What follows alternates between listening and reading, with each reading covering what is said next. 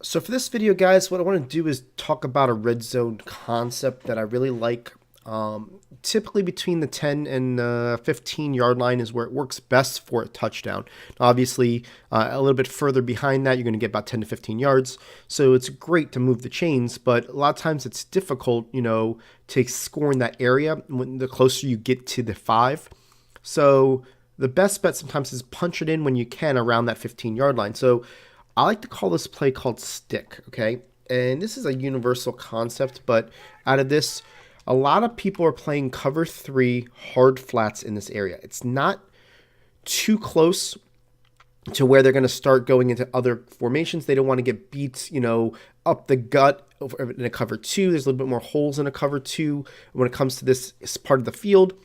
They typically will stick with the cover 3s, right? A lot of times they kind of get away from the matching principles just because the matching principles can get beat a little bit on, more of a man coverage type deal. So this is kind of what I face a lot in this area.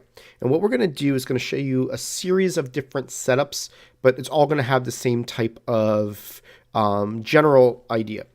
And it's to keep the X on that on that flat, put the Y on a streak, and then one way to do this is to put the A on a curl and slant the B, okay? What happens here, it's the slant, flat, streak combination that's going to get this B open basically on the pylon, okay? Now, what ends up happening is you really need to figure out a way to keep the user in the middle, okay? On this route combination, if you feel like the user's been staying, in the middle most of the game, a lot of times they're going to try to stop any type of, seam routes first. Then you're going to have a good opportunity. If your user's really aggressive, then we're going to give you some other setups as well, okay? So what we're going to do here is show you that you want to be on the left hash mark and watch this B. He's going to go across here, and he's going to get open right there on the goal line. This is from the 15-yard line. Like I said, it could definitely work inside the 50, like up into about the 10-yard line. And let me show you why this happens in cover 3. In cover 3, your player here, this is actually a cover 3, not a half coverage. He's going to pinch to the inside to cover that player right there, right? If you were to go look at the third of the field, he is exactly at the third of the field. Now, it just gets over extenuated because he's going to sit in there and he's not going to break on that ball, and he's going to allow you to catch that pass, right? It's just the way it works with cover 3. That guy plays a lot more inside than he normally would, and you can see that we're going to be able to get that throw, okay? Now, you may say that that's not going to be enough to get my user to do that. So another setup I like, same concept, A on the slant, X on the flat, Y on that. This time I'm going to put a smart routed in by the B receiver, and I'm going to motion him to the right. Again, we're going to look at this. It's hard flat. And what you're doing is you're basically giving a opportunity where they've got to stay at home or that guy's going to get open. Okay. Now, let me show you what would have happened if they did, right? So again, this is probably my favorite one, is to do this. And the reason why is because, especially if you've already done it once in the game and you want to come back with something different, they'll typically go ahead and follow. If this is what they're doing, they follow that slant. What they'll end up doing is leaving their opportunity. They're following the slant. Now they're letting that guy get open right there on that spot. Now, that's obviously a 15-yard play. Well, if we get closer, and we're about the 11-yard line, I'm going to show you both ways here. What you're going to see is that's going to be more of a touchdown on that type of set, right? So say here, they don't do anything. We're just doing this, and they don't follow the A. We step up. Unfortunately, we just got hit. Let's try it again. But say we don't follow the A, right? We're just doing this. And we're doing this guy over here. And you're basically going here. They don't follow them. And you're going to be able to throw that ball right there, right? That's why it gets a little bit closer. There's that real hole. But if they have to fill that hole with the user, which we're going to show you here, this is where around the 10-yard line where it really gets a nice route combination with this B receiver is they go over there, they cover it there. Now you're waiting for this B, and now you got your touchdown right there. You're basically banking on the user having to cover one or the other. If they stay at home, you throw it to the slant. If they don't, they don't, right? That's basically it. Now, to go a little bit further, say we have an opportunity to do something like this. We're going to move this guy over here. You're like, all right, didn't we need that player? We technically did. But what we're going to do here is we're going to max protect. So now he's a blocker. This will help us with blocking, right?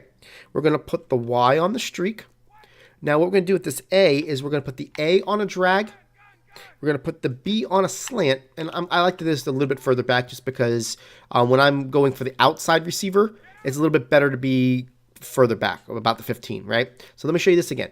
Max protect, move this guy over. And this is, I just want you guys to show you concepts, right? A drag, B slant, okay?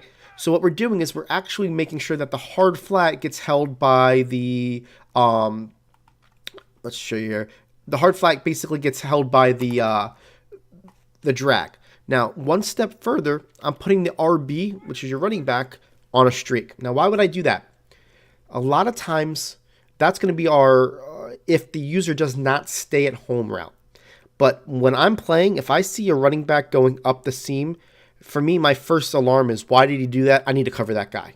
So it's almost more of a decoy than a help, but it does work. Watch. So basically, A goes underneath. He takes that player away, and now we're throwing it to this player right there on the sideline, right? So it's just a concept to use. I do like the fact that using the running back will definitely help you. Just because of the fact that, and this is kind of a, we're due the block as well, just so that we don't send 5 out, right? But it is a really nice opportunity for you to get some yardage this way. Say they do go and they say, you know what, I'm going to cover that B, and that's cool. They cover that B across the field. Now, that's a touchdown. So just want to make sure that you see several different ways to run this. Basically, I'm going to put in the guide the way, I like it most, which is going to be put that guy in the streak and typically, something like that. And I feel like it's a 3-way system here to where if you get them one way, you can go back to the next way. You get them with another way, go back to the next way. And either they're going to get out of that defense or you're going to have some easier touchdowns, right? So just want to make sure that you see that. Now, if they go ahead and start playing cloud flats, say you really wanted the hard flat beater, they're doing cloud flats instead, then we've already talked to you a cloud flat beater, right? Cloud flat beater was pretty easy.